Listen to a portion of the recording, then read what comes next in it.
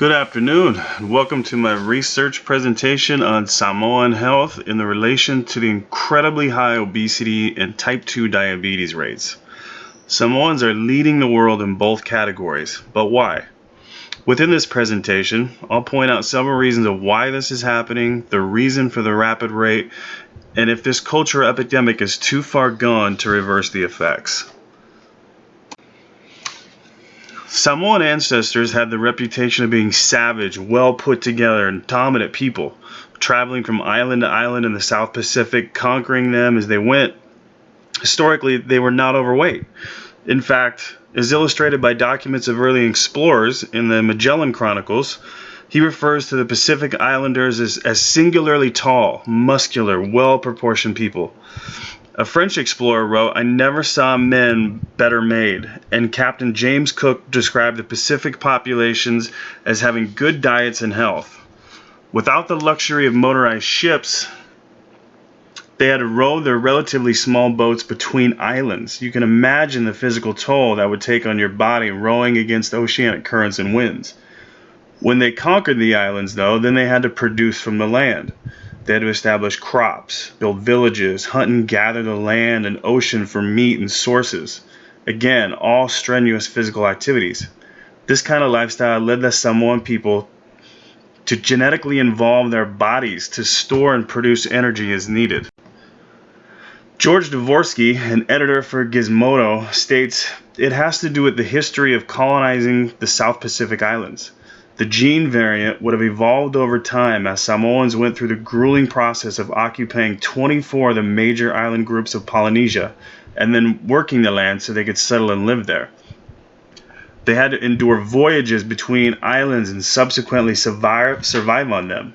This gene basically helped them take over the Pacific. But what happens when colonizing is done and westernization takes over in the region? This genetic makeup is still in the body, but the strenuous lifestyle is now gone. Though Samoans used to and still do grow some of their own food, their traditional diets mostly consisted of very healthy foods: taro root, breadfruit, coconut, bananas, tuna.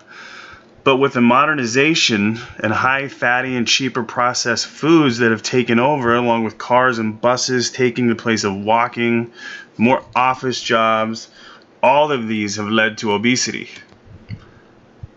I have also attached a short video done by CBS News that describes the transformation of civilization and the health risks that come with it, that I recommend you taking a look at if you have time. With all these factors in play, it is easy to see how this can be a key factor in American Samoa leading the world in its obesity rate. As seen in this CIA graph, in 2007, nearly 75% of the Samoan population are obese or overweight. When you put this into perspective, we tend to think and hear that the United States is highly obese and overweight.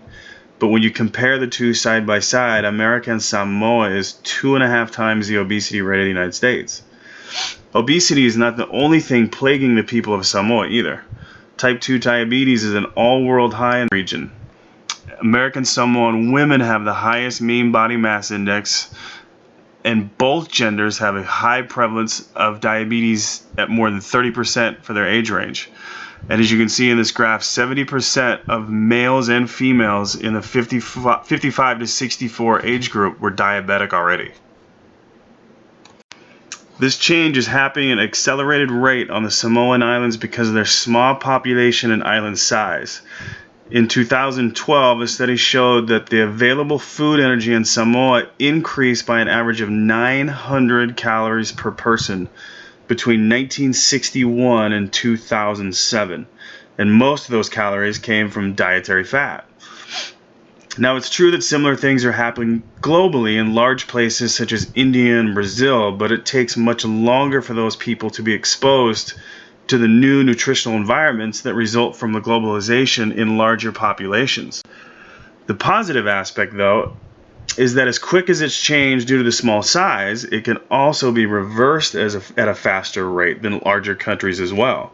With the proper education and at government levels trickling down to the island residents and a rebirth of the Fa'a Samoa within the people, this epidemic that is killing this proud people can be conquered and won. just as they once used to conquer the islands.